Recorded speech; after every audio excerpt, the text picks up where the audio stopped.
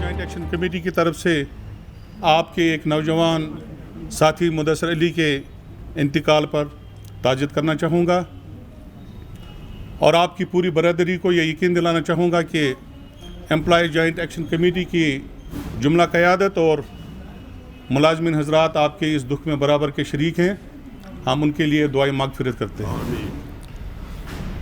दोस्तों, आपको मालूम है कि 16 नवंबर को एम्प्लॉय जॉइंट एक्शन कमेटी की तरफ से तारीख़ी इंतखाबात अमल में लाए गए और ये इंतखाबात 20 साल के अरसा में पहली बार हुए। पहली बार जम्मू कश्मीर के मुलाज़मीन को अपनी क़यादत का इंतखाब करने में का मौका मिला और इसके लिए एम्प्लॉय जॉइंट एक्शन कमेटी में मौजूद 42 ऑर्गेनाइजेशन जो रजिस्टर्ड हैं हमारे साथ, उनको हिस्सा लेना था, लेकिन 36 ऑर्गेनाइजेशंस ने वोटिंग में हिस्सा लिया। 5 ऑर्गेनाइजेशंस ने अपनी मेंबरशिप को वक्त मुकर्रर पर रिन्यू नहीं किया था, इसलिए इलेक्शन कमीशन ने उनके वोट के हक को उस वक्त तस्लीम नहीं किया।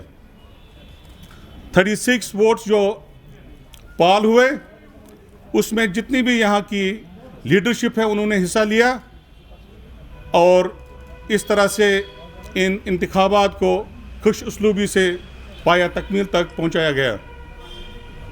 मैं आपकी नोटिस में लाना चाहूँगा कि ये एक सुनहरी मौका था मुलाज़मीन के लिए, खुशी का मौका था हमारे लिए, लीडरशिप के लिए भी, क्योंकि आपने देखा होगा कि 20 साल में हमारे पास एक मुनज़्ज़म क़यादत थी, लेकिन पिछले 2 साल से क़यादत का फुक़दान था।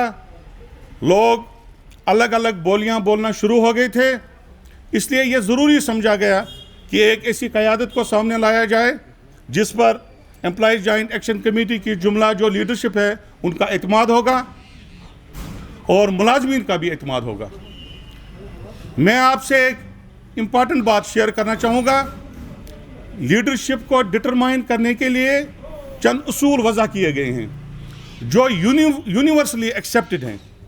नंबर 1 ये कि एक लीडर ऐसा हो जिसके पीछे सारी कौम हो, उनको फिर मैंडेट की ज़रूरत नहीं पड़ती, लेकिन जब इख्तलाफात सामने आए, जब कन्फ्यूजन हो, तो यूनिवर्सली एक्सेप्टेड एक प्रोसीजर है जो सेट किया गया है, तमाम दुनिया में माना भी जाता है, वो वोटिंग का सिलसिला है, डेमोक्रेटिक प्रोसेस।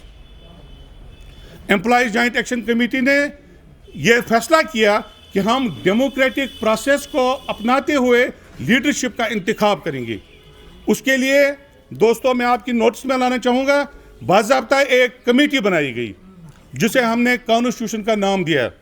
और मैं आपकी नोटिस में एक बात बीच में मुझे याद आ गया, जब एम्प्लॉय जॉइंट एक्शन कमेटी के कुछ लोग इस organisation employ joint action committee से अलग गए, I was not part of that इजेक।